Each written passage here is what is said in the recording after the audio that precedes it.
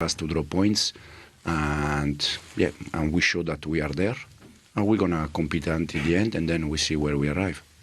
Enzo, congratulations on the win today, and thank you very much for joining us. Thank you. Thank you. Thanks to you. Well done, Thank Enzo. You. Thank you.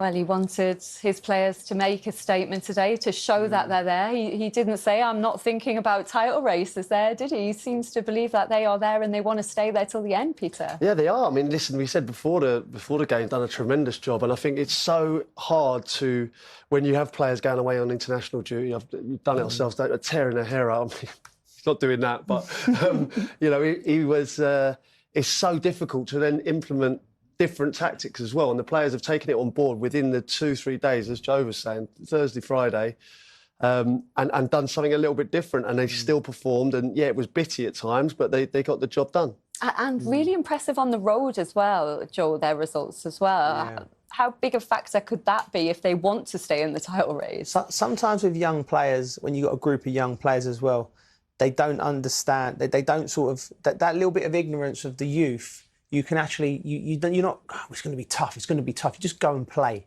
And I think that's what these players do. I think I've seen them turn up at big stadiums, wherever they go, and they can go and play. Sometimes senior players can have that little bit of fear. So I think a little bit of the youth is benefiting Chelsea on the road, and they're growing into this team that can go anywhere and play. But that was really impressive today, what he done, because from what I saw, I thought he asked Cucurella, rather than rotating into midfield, to be the one to give the width and the speed. And then what that done, Leicester then had to drop off deep, because, you know, you'd have been working all week of rotating into midfield and blocking up there. So him to do that and the players to take it on board, that was the reason. When we were watching it and we're thinking, how are Leicester pinned back at home 38 minutes? It was probably because of that tactical shift, that they was a little bit out of sync. They couldn't get up the pitch, and they was just off and off and off. And it took them till 38 minutes to work it out. And the game was won by them. Chelsea had dominated and they'd left a mark. Just one on Cucurella, because we spoke about how Jackson's turned things around in a Chelsea shirt. But Peter, how well has he turned it around as well? Because it feels like he's becoming a fan's favourite now. It's an amazing turnaround, isn't it? You know, from last season to this season, I think he's been one of the Chelsea's best players. I thought he was fantastic again today. He winds up opposition fans. You know, he's very clever and cute when he's got the ball, just getting fouls. It was a great ball in for the Enzo Fernandez goal. Absolutely. Well, we can hear from the Foxes at camp now and get the thoughts of Steve Cooper with Becky. Yeah, without a win in 4 in the league, the players are together, he said, though. Peter, do you think the fans will have seen enough today, though, to stay supportive of Steve Cooper? Certainly not in the first half. I think, you know, we're in amongst them here, and, you know, they weren't happy. I just think sometimes, like, when you don't have a go, it felt like you were kind of waiting to get beat. You know, they sat back. And I don't know, it's Chelsea and they've got top quality individuals. You do have to protect at times, but there wasn't really a threat until the last 10 minutes. They did have 2 good chances in the end, but felt like Chelsea kind of allowed them to have it. They took the foot off the gas a little bit. So, yeah, it was slightly worrying, but the positive that came from it is, you know, they did get chances in the end, and, you know, with the penalty decision going either way, and as he said, some individual errors, it could have been better for them. But I was disappointed, really, certainly first half. For Chelsea, Joe, it's Heidenheim next in the Conference League. Your favourite competition, aside from the Bundesliga. Yeah. You love Thursday nights for Chelsea now, don't listen, you? I love Thursday nights. And we, you know, with the green light crew now, which we are on Thursday, love it. We're having it off. At least it's not the red light crew. That's Peter in that one. Yes, and it was Noah last week, wasn't it? Who we got this week? Noah. Heidenheim. Heidi High. Heidi High and Noah. It's great. It's good. No, it's good for us. It's going to be good when we're in the final in Poland, lifting another trophy. It's all about Poland, Joe. The birth of this team. I can't see how that doesn't happen, to be honest. Like, genuinely, like, in that competition, it's, you know, they're playing a complete second string, and you'd like to think that they go and win that trophy. We've been seeing a completely different team, haven't we, in the Cups and the Premier League? But do you think now, as you said, they're going to cruise through that league stage, aren't they, in the competition, with the amount of games they've got coming up in December as well, 9 games? We're going to see them have to mix it up more in terms of the squad rotation, where it's not just a straight 11 changes. No, I think it will still be 11 changes, maybe a couple less, depending on injuries on Thursday night.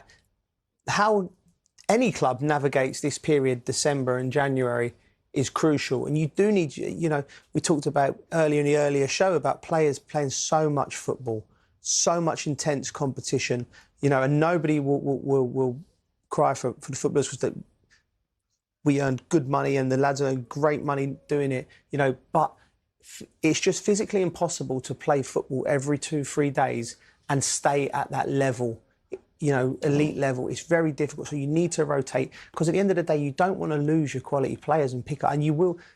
Listen, there's always a Christmas period, a spike of injuries that get picked up because you're playing every 2 or 3 days, and the weather's not great.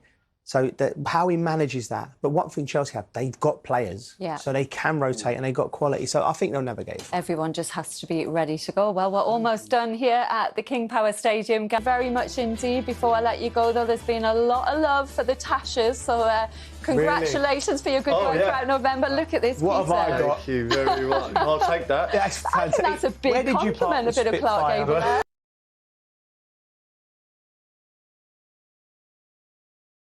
So guys, today match is very beautiful. It's fine. I really enjoyed the match, even though that it's not that the most impressive game, but Chelsea, they handled the match well, because according to even the statistics of the game, even I think shot on target, Chelsea has 7, they has 2. So even save, keeper save, Chelsea keeper save 0, Leicester save 4. So for all round game, Chelsea they really played well. They dominated the game, both the first half and second half. So even the game that we give away, and I will just maybe because of Lavia just coming in, you haven't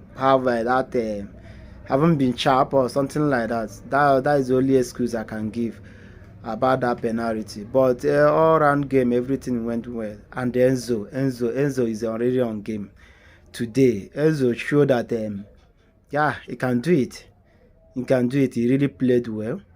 1 goal, 1 assist. That is man of the match for me. Lavia. I will not talk anything. We haven't much minutes on the game. And Casedo have always been one of our best players. He's on top of the game. And somebody like Cocolera is don't become unbenchable. I don't see anything bench. I don't see any player benching Cocolera. And Jackson is still our best striker, whether you like it or not. You know, everybody complaining about the why Nkuku is not playing. This is the reason why Nkuku is not playing. Nkuku cannot give you what Jackson gives you up front. Honestly, he cannot. But Jackson is pressing, determination, hungry. No, he's doing well. Madueke is more of an individual player. On average today, we not do much. Sanchez is very quiet because there's nothing to save, no threat for the game. And somebody like Bachili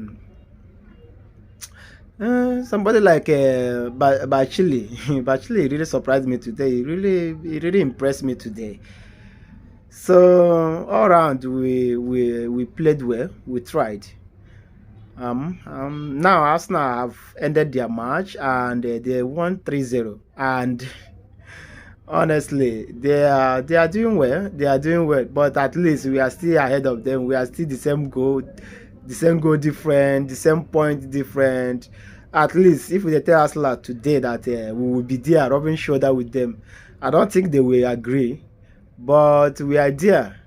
So within 2 or 3 games coming, now this table will really change. It will really change because how everything is going from 12th position where Man U is to on top. Any one match where you lost, where you will find yourself, honestly, it's not funny.